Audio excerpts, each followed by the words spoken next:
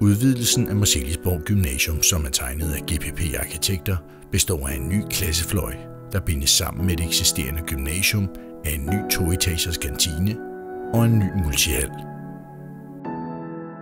Vi er på Marselisborg Gymnasium, hvor vi har stået for at tegne udvidelsen af skolens fysiske rammer. Og det her består henholdsvis af en kantineudvidelse samt en ny undervisningsfløj, som er placeret mod nord, og en multihal med omklædningsfaciliteter og fitnessrum. Kantinen er et lyst og transparent dobbelthøjt rum, som kobler den nye undervisningsfløj på.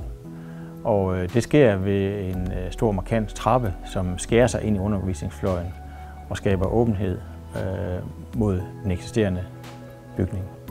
Fra trappen er der god overblik, og her vil det indbyde til, at man kan holde foredrag og teater, musik og forskellige arrangementer. Og i hverdagen vil det kunne bruges til uformelt ophold og som studieområde.